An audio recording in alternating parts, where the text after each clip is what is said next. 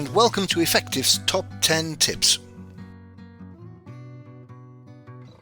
I'd like to welcome you to this Top 10 Tips podcast of mine on the theme of well-being. So here are my top 10 tips on well-being.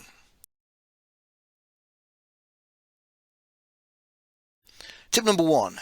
Well-being, I think, is a combination of three key elements: physical, mental and emotional.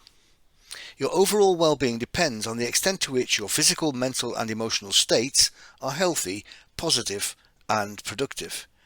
Now, we each need a different balance of all three, and that balance itself might change in different settings and as we develop. So it's worth taking stock of how well and healthy you feel in each of these three areas, and if you feel depleted in any of them, consider what adjustments you might want to make. And what follows are some hints and tips on how to manage each of those three states effectively. Tip number 2 is the first of the physical hints, which is move. Often advice around physical health implies exercise, which is not everyone's choice or preference, which in turn will make it less likely to happen. So if this is you, consider instead the idea of movement instead of exercise. Take some time out every day, ideally every hour, to just move physically in some way or other. If you've been sitting for a while, stand, go and make a cup of tea or a drink, walk around the building, or take the stairs instead of the lift. A favourite of mine is if I'm driving to a superstore, I'll park in the bay that is furthest from the door, just ensuring that I take some exercise, take some movement. Tip number 3. My second physical suggestion is to eat well. It is so easy these days to eat conveniently but unhealthily. They know how to make food cheap, easy to prepare and tasty. So, decide. Do you want to be an easy victim to manufacturers and marketeers? Perhaps the easiest thing to do to fight back is to have no junk food in the house, so it requires effort to find it or get it. So have food in that is easy but nutritious. Or as Michael Pollan famously said, don't eat anything your great-grandmother wouldn't recognise as food. Tip number 4. My third physical suggestion is to ensure you get enough sleep. Research shows conclusively that a substantial amount of sleep is essential for overall well-being. Read Matthew Walker's book, Why We Sleep, for lots of examples to prove this. And of course, sleep is generally aided by the other components of well-being being positive. Plenty of movement or exercise, plus healthy eating, will make a good night's sleep more likely. And common experience, if not common sense, tells us we feel fresher, livelier, more alert after a good night's sleep. Tip number 5, the first of the mental tips. Are you your best friend or worst enemy? Your mental well-being is essentially about how your mind works, and particularly how it works on you, your view of the world and of yourself. In that sense, is your mind, your mental state, your best friend or your worst enemy? For example, what is your self-talk like, your inner dialogue? Do you find and emphasize and dwell on your faults? Do you give yourself a hard time? If you do, the chances are that it is a distorted view of the complete you. Give yourself a break and a chance. Tip number 6. Count your blessings. So, here's a mental exercise, a game you can choose to take part in. Firstly, identify the biggest problem that you have. Imagine writing it on a luggage label and putting it anonymously onto a web page which contains every other person in the world's main problem. Everyone's main problem. Then press a button and the web page will provide you randomly with someone else's problem. Would you want to play this game? Probably not. Count your blessings. Things that you probably take for granted, don't give a second thought to, would be a luxury and life-changing for a huge number of people in this world. Your family, your job, your home, your health, all taken for granted, and yet, for many of us, exceptional when compared to the rest of the world. So here's one idea. Each morning after waking up and before getting out of bed, mentally think of at least 3 things you are truly grateful for. Tip number 7. This is about provocation and response.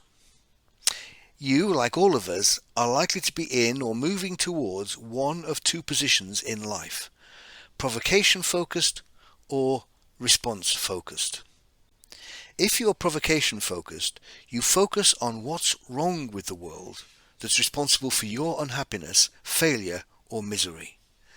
Since it is the world or some part of it that is the cause of your unhappiness, then it's logical, isn't it, to hold the world responsible for fixing it. So, I'll wait until that happens. For example, if at work I'm fed up with my boss, my office space, my lack of car parking, my pay, and my desk and my chair, then I'll wait for all these to improve before I can be happy. How absurd.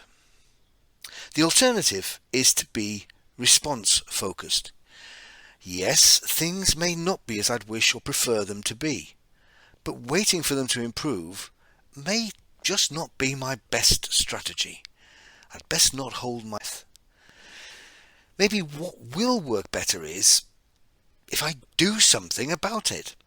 And that boils down to 2 options. Change the provocation, or change how I think or feel about it, i.e. change my state. In either case, I'd be changing and choosing my response. If you are provocation focused, you'll probably end up feeling a victim and a blamer. If you are response focused, you are more likely to feel better for doing something and for taking ownership. And by the way, you have more chance of improving your life and how you feel about it.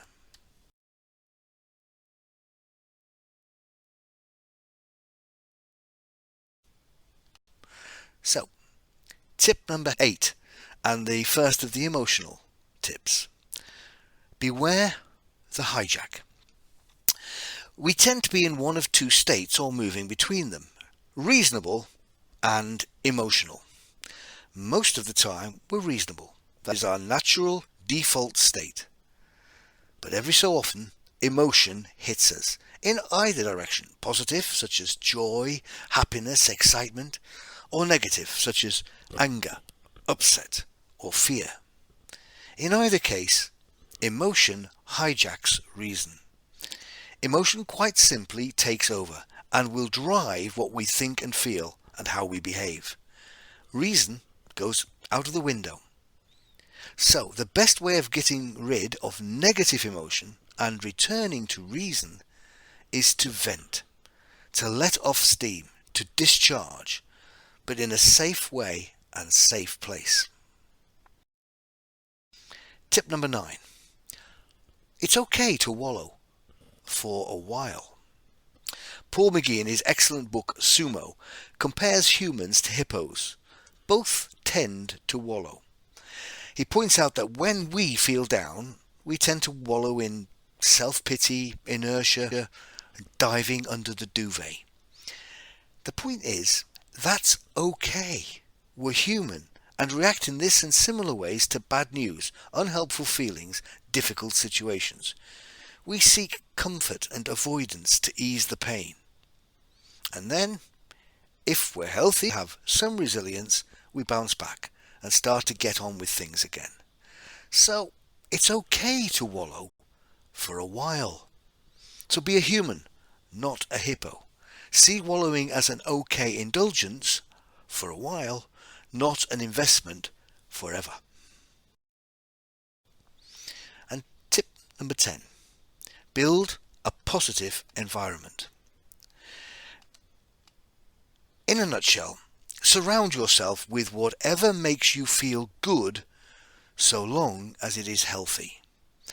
This can include your physical environment and, of course, your friendships.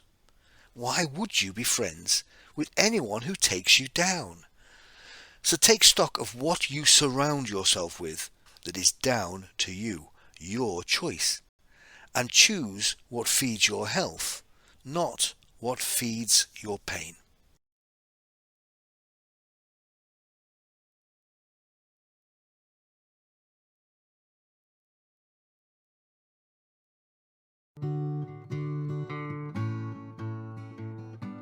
So there it is. If you'd like to download or share this image, it's available on our website. Just see the link below. If you enjoyed this video, please share it and subscribe to our YouTube channel. And don't forget to check out our website for full show notes, infographics and lots of other great resources. Links are in the description.